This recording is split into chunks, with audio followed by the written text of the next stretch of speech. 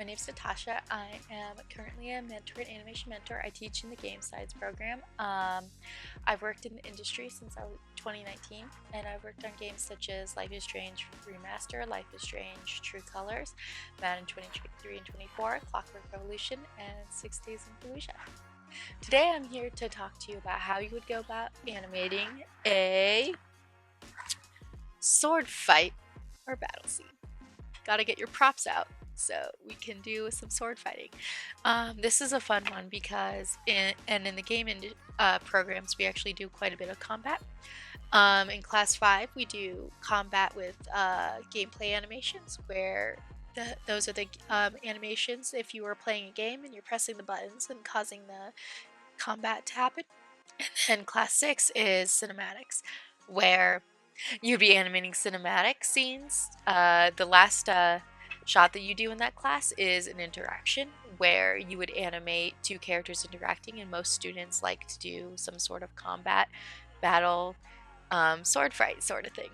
So I have lots of examples from previous students in the games course that I'm going to show you here today. Okay. So I'll go ahead and start showing you those.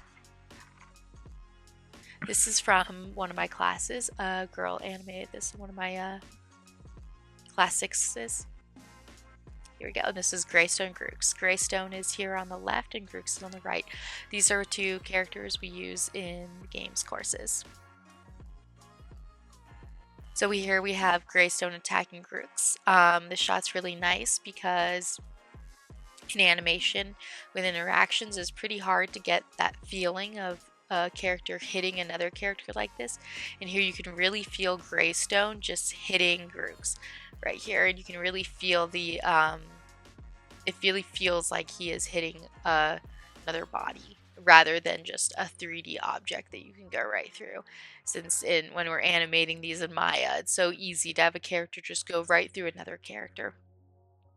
Here you can really feel, it feels like Greystone's truly hitting Grooks, and he's made of flesh and bones. Another thing is stabbing. When it comes to stabbing a character here, it's really easy for us to animate a character. It's really easy for us to animate a character, and it feels like it's just stabbing right through butter. But we have to remember that we have flesh and we have bones, and you need to, when you're stabbing another character in a video game, they're made of bones and flesh, and you have to get that knife right through them, so it wouldn't feel like butter so much. It wouldn't go fast in, fast out.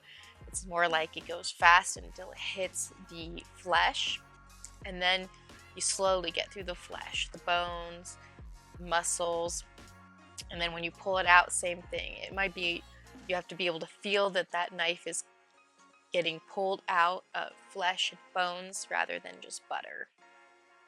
And in this animation you can really feel this sword feels like it's being pulled out of something that is alive rather than a 3D inanimate object in 3D space. So this is a good example of what you might do in cinematics course. This also uses a camera work where we have the camera positioned as if you're playing the character in third person here, and then you press some buttons to start a cinematic scene right here, and it starts playing a cinematic before it goes back right here to gameplay, which is a nice touch. That's basically what the interaction is in class 6 that you do, is gameplay cuts to cinematic, back to gameplay.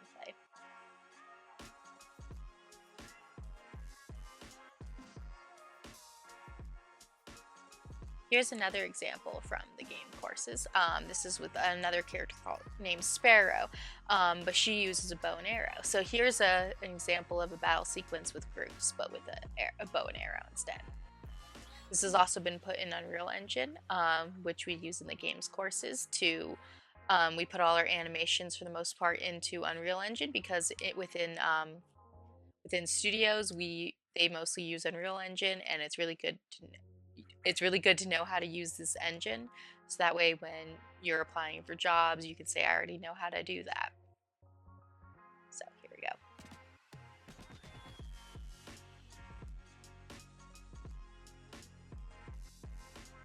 In this shot, we see Sparrow stab Grooks with her arrow rather than just shoot him with the arrow at first, which is a nice touch to just break up the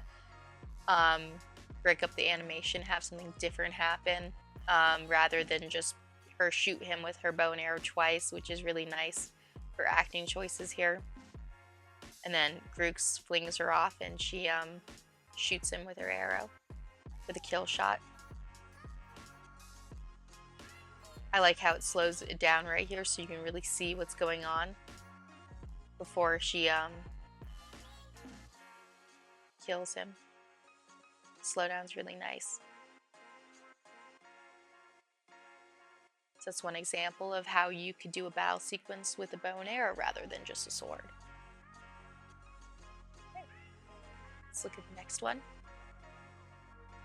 This is another student of mine that I had. And this is with Sparrow and Greystone here.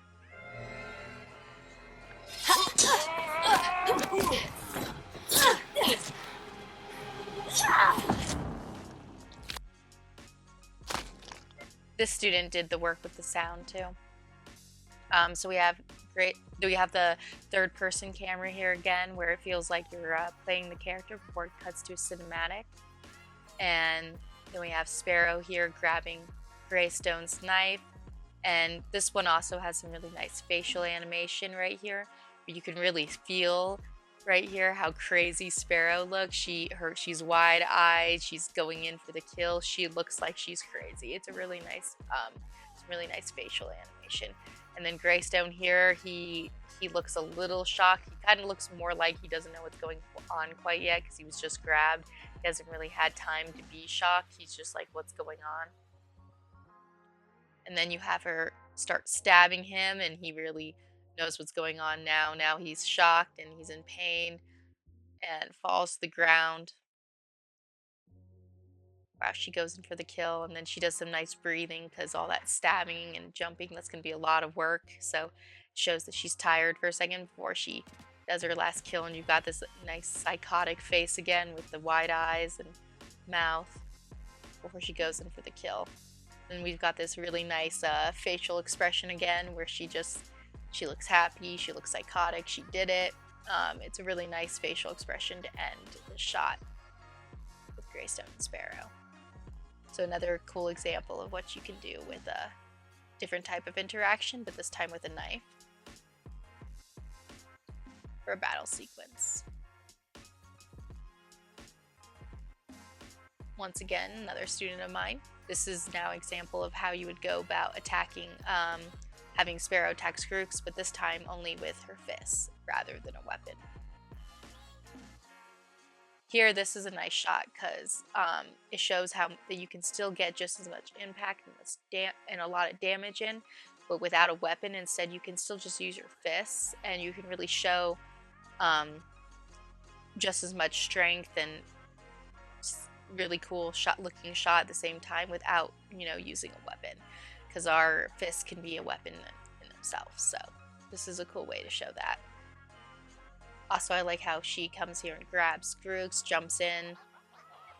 The camera work is interesting. When she pushes off him, this is very cinematic. Very nice posing. Before he falls for the kill.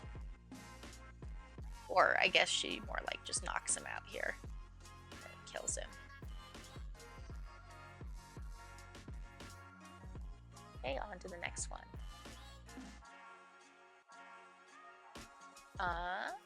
Here we go. This is an example of Greystone and Grooks in a fight.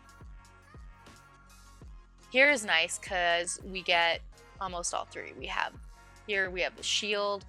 You can really feel the weight of Grooks' hammer here, which also those hammers, we have to think about this when making an interaction on how much weapons weigh. And here you can really feel the weight of Grooks' club hitting Greystone and him blocking with the shield before he tosses it off. And then he hits him with the sword here, and rather than just feeling like butter once again, it feels like Grooks here has a skull, and spine that stops the sword from going through him and just slices in a bit, which is a nice touch before he kicks Grook's off. Lastly, we have two different shots that are of the same kind of animation but different. Here we have Sparrow jumping on top of Brooks and killing him with her arrow. Seems to be a popular kind of shot students like to do, of a character jumping on top of a creature and killing them. This one's nice because we have Sparrow, who's going to be light and a little bit more stealthy, jumping on top of Brooks and killing her with her arrow, doing a really nice backflip. Then we have Greystone here, doing the same kind of animation, but he feels a lot heavier. He uses his, instead of just jumping like a light little springy Sparrow, he actually jumps and uses Brooks' neck to get him on top. Still quite a bit of acrobatics. I really like how Brooks reacts to Greystone landing on top of him, and Greystone stabs him. We have Brooks' reaction, which is really nice, and it feels like Brooks here is made of flesh and bone. It feels like he's stabbing something that's not just made of butter. You can really feel resistance before he spins off of Brooks. So two different kinds of animation that are pretty similar but different. We've got heavier Brooks and light Sparrow, and they both capture that pretty well. Okay, so now you're probably wondering, how would I go about planning this kind of shot? If you were going to plan this kind of shot, first we're going to think of what kind of weapon do we want to use. Do we want to use a sword, an arrow, a knife, nunchucks, a wand, one of those things with the sticks with the giant metal balls, and I forgot what they're called. You would spin around and hit, an axe. So we have to think about what kind of weapon we want to use. And then once we've decided, which I've decided for this for this demo, I'm going to do swords. So I've decided my animation is going to be sword fighting, especially because I have these two swords, which I just hit myself with. Then once I've decided I'm going to do swords, we're going to decide how am I going to make a video reference of it. I'm going to do a little short sword fight. So that's what I've decided I'm going to do. When it comes to filming video reference with interactions like this, you want to pick weapons. You want to pick an object that's going to be about as heavy as the weapon that you are hitting the person or creature with. You want to make sure that that object that you choose is heavy enough. So there's lots of different weights with video game weapons. In real life, a sword weighs, I think it's like 5 pounds, but in video games, there's lots of different weights, whether it's light or really heavy. For instance, we could have a lot of unrealistically heavy swords, like Cloud Sword from Final Fantasy, the Buster Sword, or in Monster Hunter Wilds, when you can choose that gigantic sword. I forgot what it's called, but it's huge and really heavy, and you go through a jungle and you toss this huge heavy sword, really having that weight to do massive slices, but it's really heavy and you can only do so many. You can really see the weight of that sword in Monster Hunter. But in real life, we'd probably never have a sword like that because it wouldn't be very realistic to go around carrying a giant heavy sword to kill monsters. You'd probably have a real 5-pound sword and nothing that heavy. But in video games, we can get very creative. There's a million different things you can do that's unrealistic or realistic. So we have to think about that. If you have a 3D model character with a weapon already in his hand, you could probably look at that weapon and see how much that weapon could probably weigh and try and get an object about the same weight for you to film with. That way it looks realistic. Because if your weapon is too light in your video reference, you're going to be able to see it in the animation, and it will read that way. And that doesn't look as good. So in this video reference that I chose, these are two guys fighting that I got online. These weapons that it looks like they're holding are probably about the weight of a real sword rather than a fake sword. So I have to take that into consideration when animating my shot, that the swords will come off about that weight, about 5 pounds. They look like they're made of wood, and also they kind of look like they're sparring. So that's also something, because they're not real swords. So obviously he isn't really cutting him right there, and when they hit the swords here, it feels... I think they really do hit each other there, though. So taking that consideration when doing this animation. Once I get the video reference, I want to start planning out the poses and really looking at these nice poses that these people are making for the line of action. Sometimes draw overs on poses is a nice idea because you can really see these nice poses and strong poses that these actors or these people are making. Look at the knees, look at the feet, the arms. Look at the line of action. You can also push these poses in animation. You can push these poses from real life, but you can get quite a bit from observing just a video reference and really watching it before pushing it in an animation. And since it's two characters, we're going to have to make sure both of them are appealing in the animation when we go about blocking and making these poses. Okay, so once I've studied my video reference and really looked at all these poses and how their bodies move as they do these motions, I am going to start blocking. So after I've decided I'm going to use Greystone Jewels here as my two characters. I'm going to start blocking these two out into a sword fighting little sequence. So here I've done a simple blocking pass of Jewels and Greystone attacking each other. I have Jewels I did some simple facial expressions here on Jewels, and him being the one who's blocking Greystone and who does the final kill on Greystone here. Right now the spacing and timing is pretty close to the video reference. I haven't moved any of it yet. So to show you how in animation in general, we have to change the spacing and timing of the video reference quite often. But in a scene like this with sword fighting, the video reference spacing time will almost always be too slow. So when going into spline from this pose, from the blocking pass, I'm gonna go ahead and leave it on the spacing and timing for the video reference to show you guys how slow that would be. Okay, so I'm gonna go ahead and go into spline. So here we have the spline pass of Jewels and Greystone attacking each other. I've also done simple camera work to kind of mimic the camera work that was done on the video reference, because that wouldn't have a moving camera. So I have this one also having a moving camera.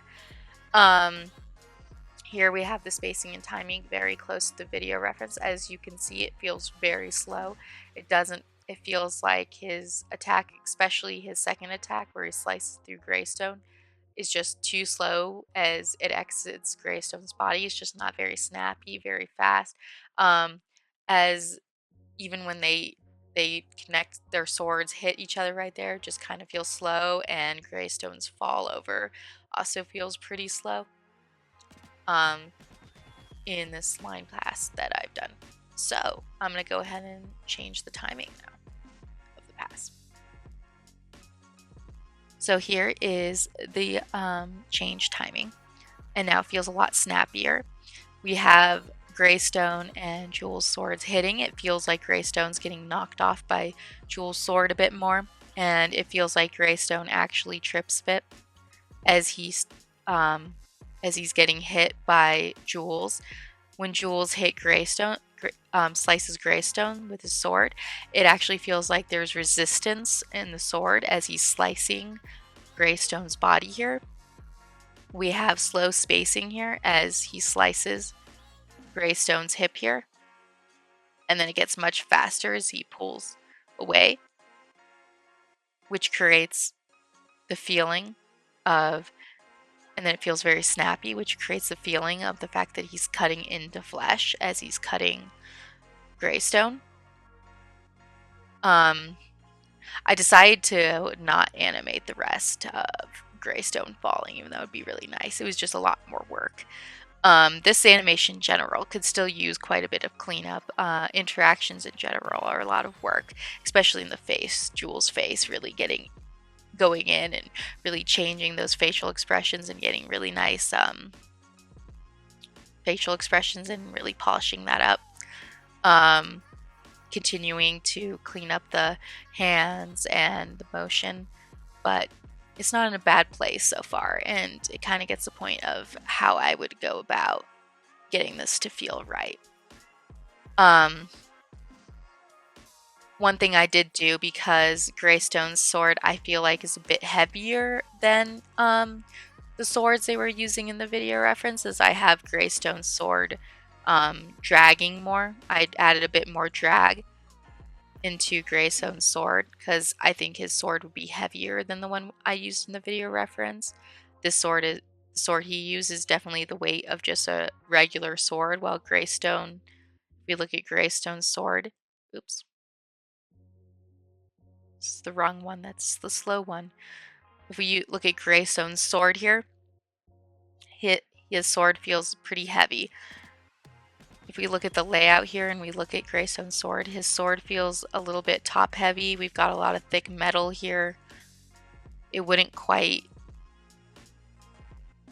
I think his sword would be on the heavier side of a regular sword rather than the weight of an actual sword, while Jewel's sword here that I gave him looks like it'd be about the weight of a real sword. So I didn't do any changes on that. I kept it about the same weight.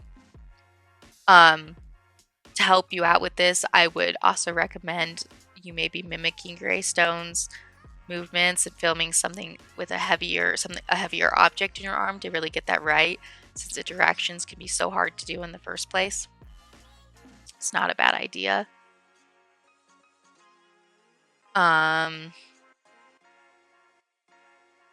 then for the slicing here, because he wasn't really slicing him in real life,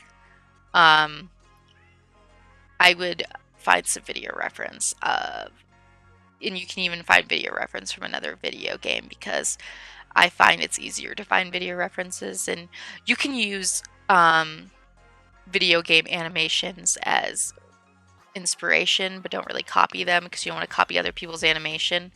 But finding slicing videos of other animations from video games to see what it would be like slicing something is a great way to study that, so you can really get that feeling to feel correct, the resistance, and just frame by framing them and really being able to feel it. So yeah, that's kind of my work process on how I would go about doing a sword battle.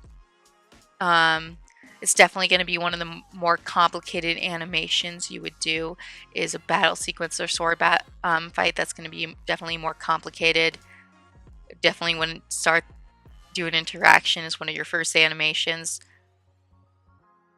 Ooh, his elbow here. Let's go ahead and fix that just because it's bugging me, but his arm here is a bit too high. It's supposed to be on a sword.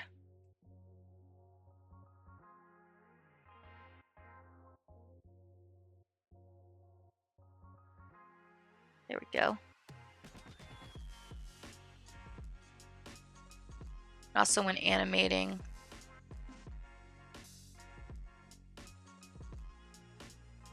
I would also use motion trails.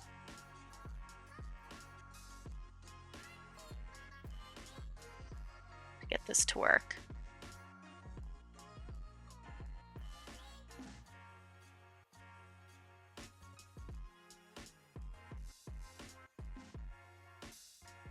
Okay.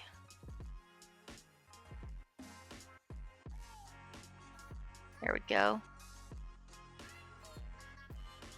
This one.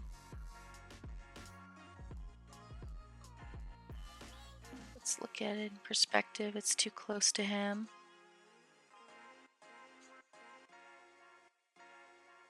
And the hand pose here isn't that great, but you can't really see it in the actual animation, so I didn't do too much work on his hand pose, since it's supposed to be hidden by him.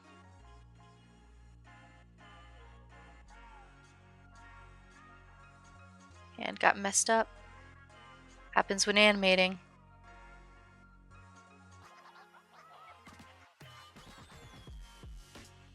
His wrist is very turned there. Fix that.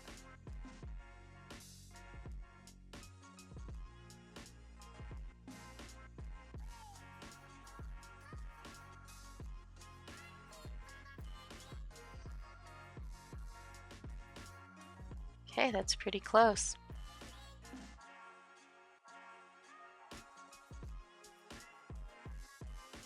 His hand's going through the sword here. We got some clipping. Clipping is also one of the hardest things of an interaction, is clipping. You never want clipping in an animation. Clipping is when a 3D object goes through a 3D object, like this hand goes through a body part, or like this, that's clipping through his body. You never want clipping in animation.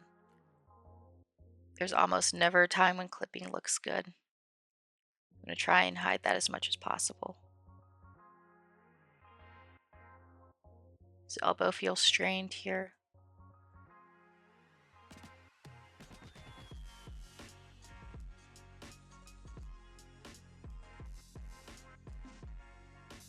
It's starting to feel a little better.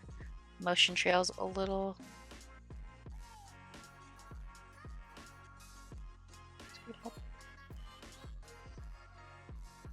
I think his hand, oops, needs to be closer. Sword. He's holding onto the sword.